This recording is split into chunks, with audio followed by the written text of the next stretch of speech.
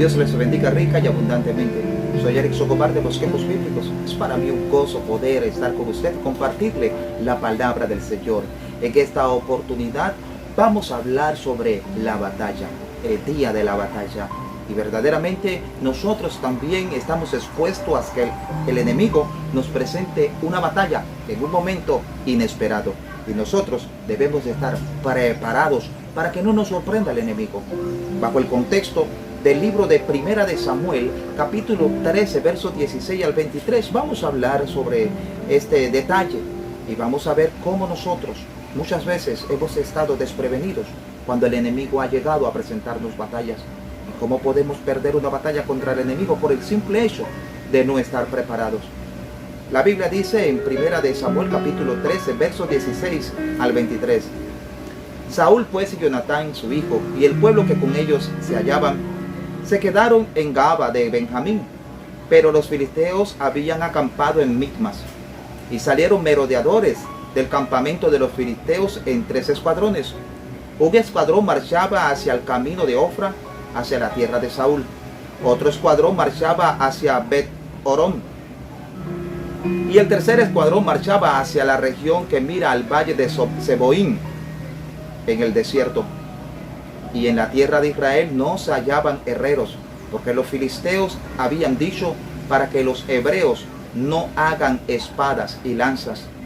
Por lo cual todos los de Israel tenían que descender a los filisteos para afilar cada uno su reja de arado, su azadón, su hacha y su hoz. Y el precio era un pin por las rejas de arado y por los azadones, y la tercera parte de un ciclo por afilar las hachas y por componer las aguijadas. Así aconteció que en el día de la batalla no se halló espada ni lanza en manos de ninguno del pueblo que estaba con Saúl y con Jonatán, excepto Saúl y Jonatán, que sí las tenían. Y la guarnición de los filisteos avanzaron hacia el paso de Micmas. El Señor añada bendición a su palabra. Hemos leído esta narración y en base a este contexto vamos a exponer una verdad. Una verdad que le aconteció al pueblo de Israel en tiempos de Saúl. Y una verdad que le acontece al pueblo de Dios hoy en día. Por ejemplo, esta pandemia, COVID-19, que a nivel mundial ha causado mucha muerte, mucho luto y mucho dolor. Para muchos, llegó sin avisar y nos tomó desprevenidos, nos tomó descuidado. No esperábamos un ataque del enemigo tan fuerte como este que estamos atravesando. Muchos de nosotros ni siquiera nos imaginábamos de que una batalla de tal magnitud se le podría presentar a la iglesia. Pero la iglesia, muchas estuvieron descuidadas, así como el pueblo de Israel. Y vamos a ver en base a esta narración bíblica lo que Dios nos quiere decir en su palabra. El pueblo de Israel, por sus grandes hazañas de guerra que Dios le permitió, por sus épicos triunfos y la forma tan peculiar de obtenerlos, nos han dejado una valiosa enseñanza. Pero en sus inicios, en los primeros años de reinado de Saúl, no hubo tal hazaña, no hubo tal destreza. El pueblo acababan de escoger un rey y no tenían mucha experiencia. Solamente ellos pedían un rey. Pero los filisteos, sus enemigos, con más experiencia en guerra, se habían preparado sin avisarle al pueblo de Israel de que le iban a presentar batallas. El pueblo de Israel estaba totalmente desprevenido. En este tiempo, políticamente estaban sometidos a los filisteos. Eran tributarios de los filisteos. Los filisteos tenían monopolizado todo el sistema comercial. Inclusive los filisteos controlaban las acciones de los israelitas, de qué hacían y qué no hacían. El vivo ejemplo es que no les permitían que los herreros ejercieran su profesión. Ningún israelita podía tener una lima, no podían hacer espadas, no podían hacer ningún tipo de armas. Y cuando ellos necesitaban afilar sus instrumentos de trabajo, tenían que acercarse a los filisteos, como lo veremos más adelante.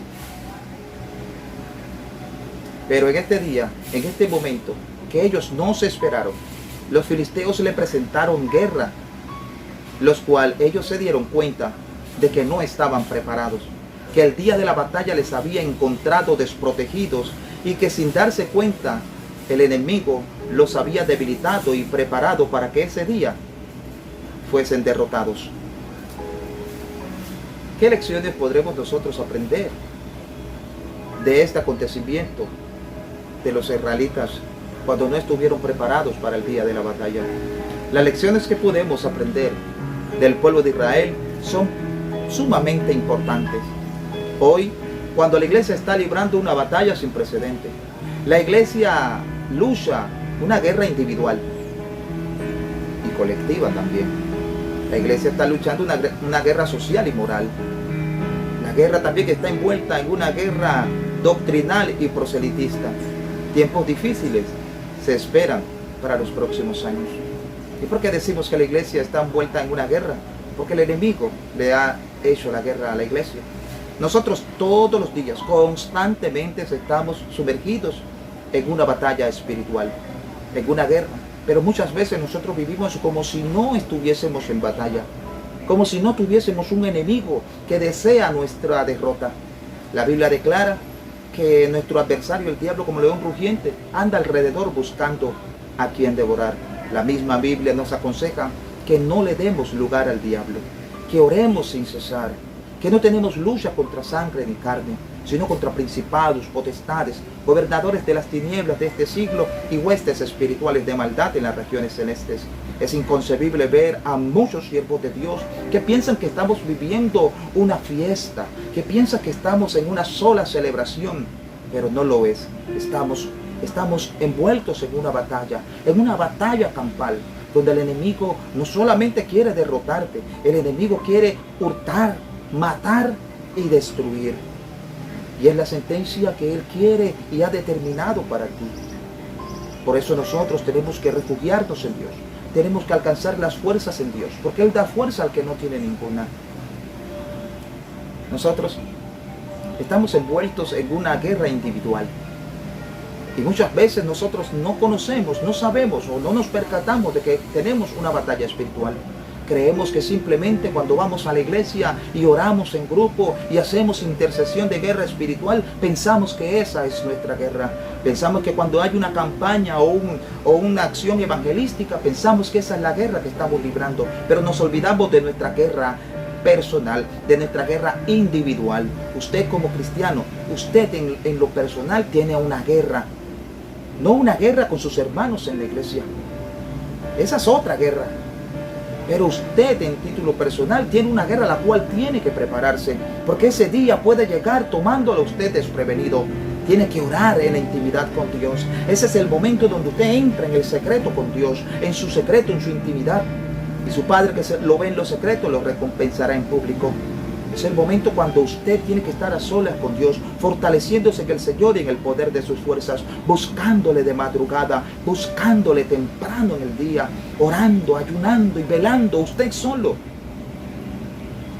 No espere solamente que se hagan programas de oración en grupo, porque esa es una batalla grupal, esa es una batalla colectiva como también la tenemos. Pero la primera batalla que enfrenta el cristiano es individual. Usted se convierte, usted está caminando con Dios, usted, Satanás, quiere verlo derrotado. ¿Cómo estamos nosotros cuidando este frente de la batalla individual? Nos estamos dejando vencer porque estamos bajando la guardia en cuanto a la oración y a la ayuda. Estamos bajando la guardia en cuanto a la vigilia personal. Es cierto, vamos a muchas vigilias, pero vigilias en la iglesia, vigilias en grupo. Pero no vigilamos a título personal. Y nuestra batalla, la primera batalla que nosotros enfrentamos, es una batalla individual, el enemigo contra nosotros. Y estamos descuidando ese frente. Como decía, también tenemos una batalla colectiva, donde como iglesias tenemos que librar una batalla, porque el enemigo de la iglesia se ha levantado con todo su ejército con sus huestes espirituales de maldad de las regiones celestes para hacerle frente y presentar batalla a la iglesia. Y lo vemos a diario en la proliferación de la delincuencia, los crímenes, la corrupción en nuestro país. Ese es un tipo de batalla colectiva que tiene la iglesia. Simplemente criticamos a los gobiernos, simplemente criticamos a los que practican el pecado, pero no nos damos cuenta de que ellos son víctimas de una batalla. Están siendo utilizados por Satanás y nosotros tenemos que rescatarlos. Ellos son los prisioneros y nosotros hemos venido a darle libertad a los cautivos, porque eso vino a Jesús a este mundo, a dar libertad a los cautivos. Porque si Jesús liberta al pecador, entonces ellos serán verdaderamente libres. Esta es nuestra batalla colectiva. Presentarle al mundo, decirle al mundo que Jesús vive, que Jesús sana, que Jesús salva, quitarle las propiedades al enemigo. Es nuestra batalla colectiva. Tenemos una batalla social y moral también. La sociedad está envolviéndose en la batalla y Satanás está tomando partido y está tomando ventaja en nuestras sociedades.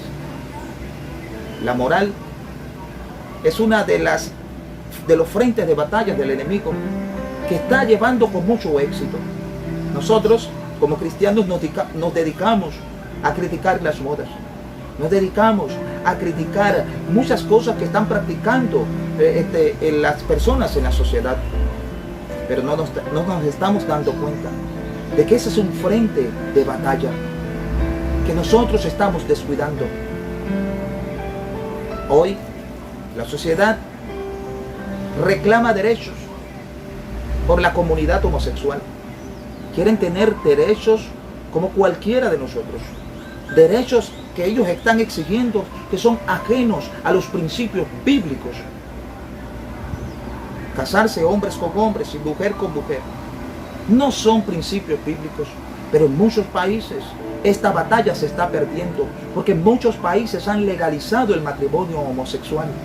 Y la iglesia tiene que pronunciarse en oración y ayuno, presentándose en esta batalla con las armas de nuestra milicia, que no son carnales, sino poderosas en Dios y capaces de destruir fortalezas, capaces de desvanecer todo acto inmoral de las naciones. Porque Jesucristo es la luz del mundo y nos ha dado armas poderosas, recursos como la oración, el ayuno, la palabra de Dios, que es viva y eficaz y más cortante que toda espada de dos filos. Estamos librando una batalla doctrinal. Hoy, como nunca antes, se están levantando falsos profetas, falsos maestros, falsos predicadores, falsas doctrinas que dicen que la toman de la Biblia, que se llaman evangélicos, se llaman pastores, se llaman evangelistas, se llaman apóstoles, pero están muy lejos de las verdades doctrinales escritas en la palabra del Señor. Doctrinas como la prosperidad, doctrinas como Cristo no es suficiente, que hay que cumplir la ley, y otras muchas doctrinas. Estamos librando una batalla. Y nosotros, cuando vemos estas publicaciones, nos dedicamos a contradecirles. Pero no es cosa de contradecirle a nadie. Es cosa de presentar una batalla en contra de ellos. Porque el día de los falsos profetas ha llegado. Y hace mucho tiempo llegó. Y está arrastrando a muchas personas a las doctrinas de demonios. Y nosotros, como cristianos, tenemos que presentar batalla en este respecto. No descuidar este frente. Tenemos que defender la doctrina de Cristo. La pregunta es si estamos preparados para esta batalla que ya nos ha llegado. Para la batalla contra los grupos sociales que reclaman derechos, como estas mujeres. Estas mujeres con un movimiento feminista que quieren matar a bebés y que sea legal, que muchos países han aprobado esta práctica que ha salido del mismo averno. Tenemos que luchar en contra de falsos maestros. Tenemos que batallar en contra de falsos profetas. Tenemos que batallar también en contra de falsos políticos corruptos, libertinos, que aprueban el aborto, que propagan la pornografía, ladrones. Es una batalla sin precedente para la iglesia de hoy. Y hemos estado descuidando. No dudo de que este virus que ha azotado al mundo sea parte de la estrategia del enemigo para desviar la atención de los cristianos. Muchos tienen temor. Muchos se han escondido por vergüenza. No quieren dar la cara. En este tiempo no se atreven a predicar el evangelio por miedo a que les digan si Dios existe, que quite la pandemia. Si vas a orar por los enfermos, pues sana a alguien del coronavirus para ver si es verdad. Y bajo esta amenaza, muchos tienen miedo, muchos se han avergonzado y muchos están hasta decepcionados con Dios.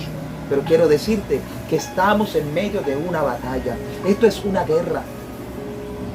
Y no tenemos que amedrantarnos, porque no nos ha dado Dios un espíritu de cobardía, sino de poder, de amor y de dominio propio.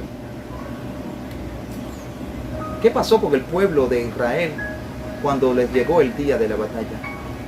Es lo que nos preguntamos cuando leemos este pasaje bíblico. Cuando leemos esta historia nos preguntamos, ¿qué le pasó al pueblo de Israel que no estuvo preparado el día de la batalla? Pero también me puedo preguntar, o usted se puede preguntar a usted mismo, ¿qué me ha pasado? ¿Por qué no estuve preparado en el día de la batalla? ¿Por qué no estuve preparado en el día de la prueba? Porque somos nosotros los que no estamos preparados. Bienaventurado el varón que no anduvo en consejo de malos, que no anduvo en caminos de pecadores, ni en silla de escarnecedores se ha sentado. Será como el árbol sembrado junto a corrientes de agua, que da el fruto a su tiempo y su hoja no cae. Eso significa que este árbol estaba preparado. Estaba preparado para sufrir los embates de la inclemencia del clima. Porque se había preparado. Estaba cerca de aguas. Pero nosotros muchas veces nos descuidamos. Muchas veces no estamos preparados. Y es hora de preguntarnos qué nos pasó. ¿Por qué no estuvimos preparados cuando vino la crisis económica? ¿Por qué no estuvimos preparados cuando vino la crisis familiar? ¿Por qué no estuvimos preparados cuando vino la crisis matrimonial? ¿Por qué no estuvimos preparados cuando vino la enfermedad? ¿Por qué no estuvimos preparados cuando llegó la pandemia del COVID-19? ¿Por qué el pueblo de Israel no estuvo preparado cuando los filisteos le presentaron batalla en 3 frentes? Primeramente, que no era un pueblo de guerra. El pueblo de Israel no era un pueblo de guerra. No tenían armas. Estaban desarmados. El versículo 19 dice: y en toda la tierra de Israel no se hallaba herrero, porque los filisteos habían dicho, para que los hebreos no hagan espadas y lanzas. Lo primero que hicieron los filisteos al pueblo de Israel era quitarle a todos los herreros. Quitar a todos los herreros. O sea, ¿por qué a los herreros? Porque en aquel entonces pues, no habían pistolas, no habían aviones de guerra, ni nada por el estilo. Se peleaba era con espadas y con lanzas. Y las espadas y lanzas estaban hechas de metal, de hierro. Y eran los herreros quienes hacían estas armas. Y los filisteos sabían que los herreros podían hacer armas y preparar al pueblo de Israel, poniéndoles armas en sus manos, y ellos pudiesen estar preparados el día de la batalla. Entonces los filisteos, la estrategia que usaron fue quitar a todo aquel que practicaba el oficio de herrería. Es por eso que muchos cristianos que predican, que evangelizan, que oran, que discipulan, están siendo atacados duramente por el enemigo. Porque el enemigo va a quitar a aquellas personas que puede poner un arma espiritual en las manos de otro creyente. El pueblo de Israel no gozó de este privilegio, porque los enemigos habían quitado a toda persona que sabía hacer un arma. Por eso que hay mucha deserción de pastores, muchos líderes cayendo en pecado, muchos ministerios cayendo, muchas personas abandonando sus ministerios, porque es un ataque del enemigo. Él quiere que no hayan herreros en el pueblo de Dios. Él quiere que no hayan personas que puedan poner armas en las manos de los creyentes. Por eso que a veces los pastores se desvían de la verdad de Dios, del camino de Dios, y siguen otro curso, engañados por el enemigo. La estrategia aquí no es que él es un mal pastor, es un mal ministro. El problema es que es una víctima de la batalla. Porque Satanás está usando una estrategia antigua de quitar a los herreros del pueblo. En esta ocasión no había guerreros. Los filisteos se los habían quitado para que no hicieran lanzas y espadas al pueblo de Israel. Es lo mismo que está haciendo ahora. Está quitando a líderes. Es triste llegar a una iglesia y que la iglesia le digan que no cuentan con un pastor. Es triste llegar a una iglesia y que no haya un líder de jóvenes. Es triste ir a una iglesia y que no haya una líder de damas. Es triste ir a una iglesia y que no haya un líder de intercesión. Esto lo único que me quiere decir es que Satanás está usando la estrategia de quitar a los herreros del pueblo. El oficio de guerra es el oficio de la herrería, como lo dije. Ellos eran los encargados de hacer espadas y lanzas. Pero ¿quién tenía la herrería? El enemigo, los filisteos. Los filisteos tenían todos los herreros. Y dice la Biblia que los israelitas, para afilar sus hoces, para afilar sus azadas, para afilar sus instrumentos de trabajo, tenían que ir a los filisteos y se les hacían el trabajo cobrándoles. Es increíble que a veces para poder desarrollar un programa de la iglesia tenemos que contratar a mundanos. He visto muchas películas cristianas y estos que hacen las películas buscan artistas mundanos. Se valen de los mundanos para realizar algo, dice que para Dios. Pero no es de extrañarnos. El pueblo de Israel tenía que ocupar a los herreros filisteos para que les afilaran sus azadones para poder ir a trabajar. Es increíble. Los filisteos habían encargado desde Dan hasta Berseba, no existieran herreros. Ellos tenían todo controlado. Tenemos que estar preparados. Cuando no hay quien evangelice, cuando no hay quien predique, cuando no hay quien dirija un culto, cuando no hay quien enseñe en la escuela dominical, es evidencia de que el enemigo está quitando a todos los herreros del pueblo. Y tenemos que estar preparados. Tenemos que discernir la batalla en que estamos. No tenemos lucha contra sangre ni carne. Y no es cosa de decirle a Satanás te ato y te desbarato. Puedes decirle te ato y te pisoteo y te tengo bajo mis pies y todo lo que le quieras decir. Pero la batalla, lo que acontezca en la batalla, va a decir realmente qué está pasando en la guerra. Y la guerra no es con palabras. La guerra no es con armas humanas. La victoria en la guerra se obtiene con armas espirituales, vestidos de toda la armadura de Dios, para estar firmes en el día malo. Bendito sea el Señor. El pueblo de Israel comprendió las consecuencias de su acomodamiento. Estaba tan acomodado el pueblo de Israel que no les importaba no tener una lima para afilar sus hoces y sus azadones.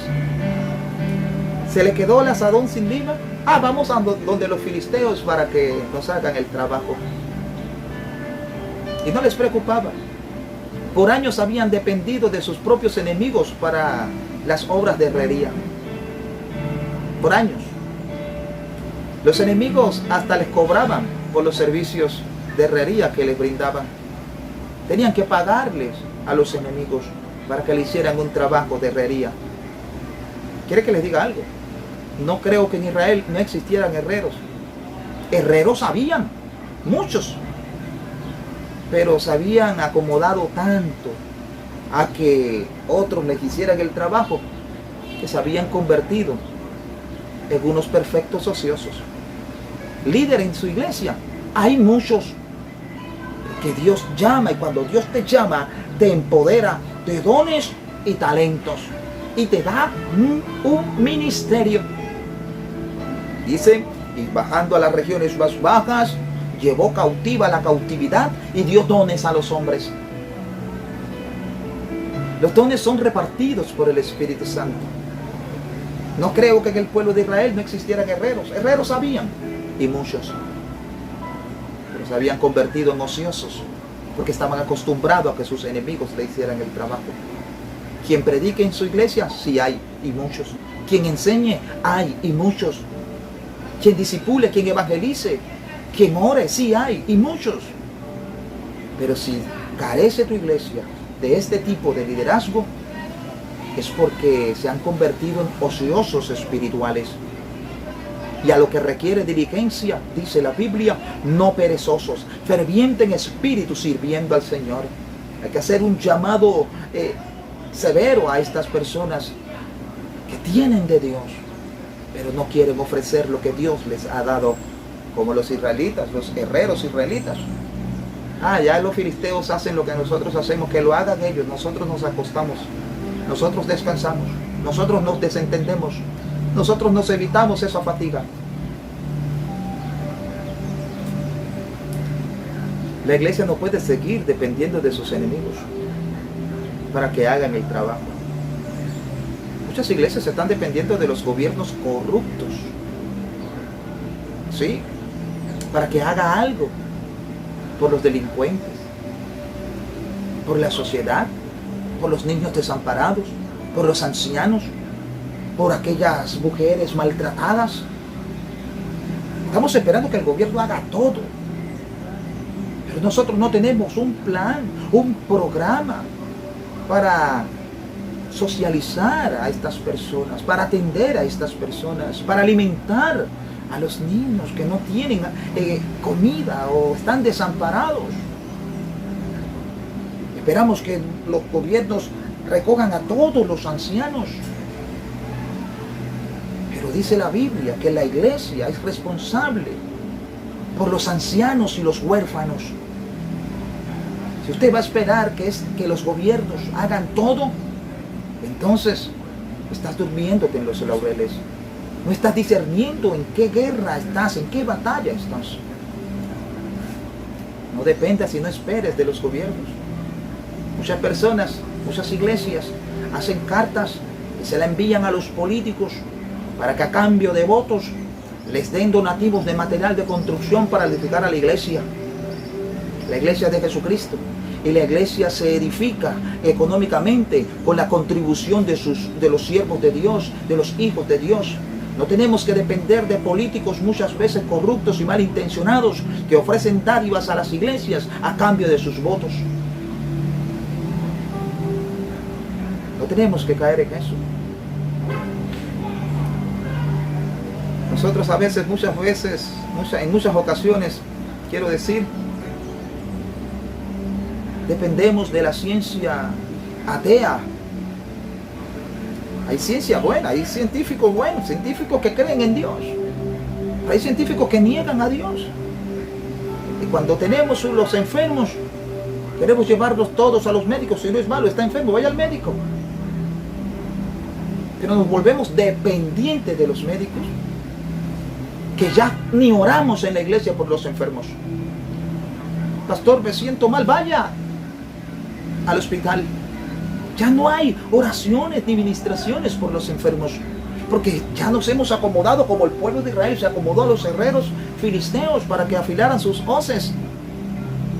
Ya nos hemos acomodado tanto y nos hemos acostumbrado tanto a que cuando hay un enfermo lo mandamos al médico, que no estamos cumpliendo la parte de la encomienda de nuestro Señor Jesucristo cuando nos dice orar por los enfermos sin poner las manos sobre él, y la oración de fe sanará al enfermo. Oramos por todo, oramos por carros, oramos por riquezas, oramos por casas, oramos por todo, pero no hay oración por los enfermos. Nos hemos acostumbrado a lo que los filisteos nos puedan ofrecer. Ya es hora de que se levanten siervos y pongan la mano sobre los enfermos y estos sanen. Y así en muchas ocasiones nos estamos acostumbrando a muchas cosas. Es tiempo de que forjemos e impulsemos nuestros propios ejércitos para que éste pelee la batalla que estamos viviendo. Un ateo, un católico, un testigo de Jehová, un mormón, no te pueden afilar las asadones ni las hoces. ¿Quiénes son los que salen a evangelizar de puerta a puerta como dijo Jesús que fuésemos? Los testigos de Jehová.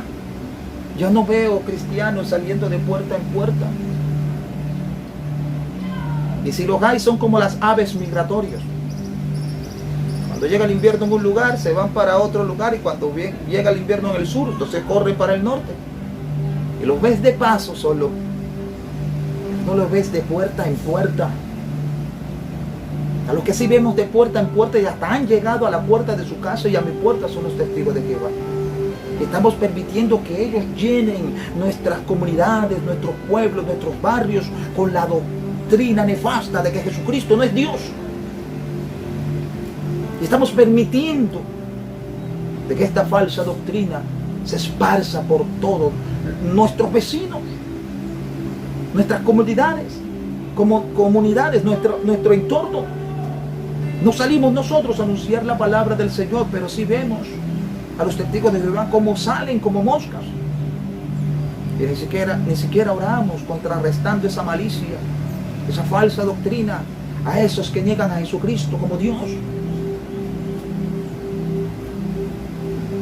Así es, tenemos que prepararnos para el día de la batalla. ¿Cuándo llega el día de la batalla? Ya estamos en el día de la batalla. Ya usted tiene una guerra declarada por el enemigo. ¿Qué vamos a hacer? ¿Cómo vas a enfrentar esta guerra?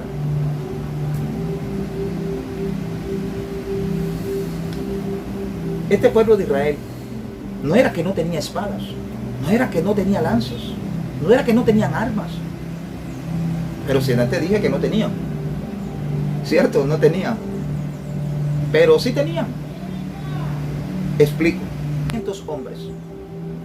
Habían 600 hombres. Y solo 2 tenían espadas.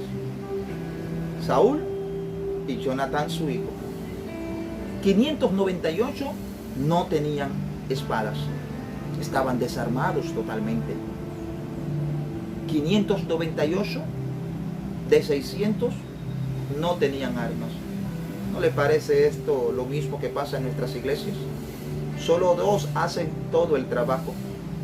Solo 2 personas, o a veces una, predica, dirige el culto, ministra la ofrenda, evangeliza, ora, ayuna, vigila, se compromete, ofrenda, diezma, contribuye. 2 personas. ¿Y el resto dónde están? Desarmados. Este problema ha creado gente estelar e iluminada. ¿Cómo así? Sí, el hermano le da. El hermano es todo el hermano.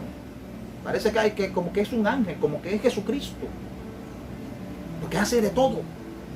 Y eso se le suben los humos a la cabeza, ya se creen algo, wow, increíble. Esta situación de que unos poquitos hagan las cosas crean artistas dentro de la iglesia.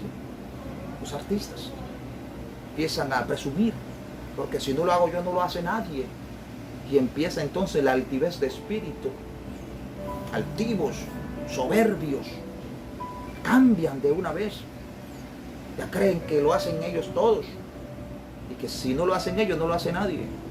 Pero es porque nadie más lo puede o lo quiere hacer. Es hora de que pongamos a la gente a trabajar. De que usted se ponga a trabajar. ¿Sabe para qué usted fue salvo? Para que anuncie las virtudes de aquel que lo llamó de las tinieblas a su luz admirable. En otras palabras, para que se ponga a trabajar. Hermanos, que yo no soy salvo por obras. No eres salvo por obras, pero eres salvo para hacer obras. Porque Dios te la preparó de antemano para que anduvieses en ella. Muéstrame tu fe sin las obras y yo te mostraré mi fe por las obras, dijo Santiago. El día de la batalla ya está aquí. Batalla que irá arreciando y la iglesia no puede solo ejercitarse en cosas seculares que tristemente son las que más se le dedican recursos de tiempo y dinero. ¿Cuánto invierte su iglesia en fiestas y celebraciones y programas recreativos? ¿Y cuánto invierte en obras evangelísticas? Es tiempo de aprender a manejar la espada y la lanza. Es tiempo de empezar a decirle al mundo, en la iglesia también hay apologistas, conocedores, inteligentes de la palabra. Es tiempo de decirle al mundo que nuestras armas no son carnales, sino espirituales, poderosas en Dios y aptas para la destrucción de fortalezas. El día de la batalla ha llegado. Estamos envueltos en la batalla y lamentablemente a muchos nos ha tomado desprevenidos. Pero es tiempo de levantarnos. Con Dios haremos proezas. Las fuerzas vienen de Él. Él multiplica las fuerzas al que no tiene ninguna. Él es nuestro escudo. Él es nuestro protector. Jehová irá delante de nosotros como poderoso gigante. Estás en una batalla. Estás envuelto en una batalla. Prepárate. Toma las armas espirituales. Vístete de toda la armadura de Dios y hazle frente al enemigo.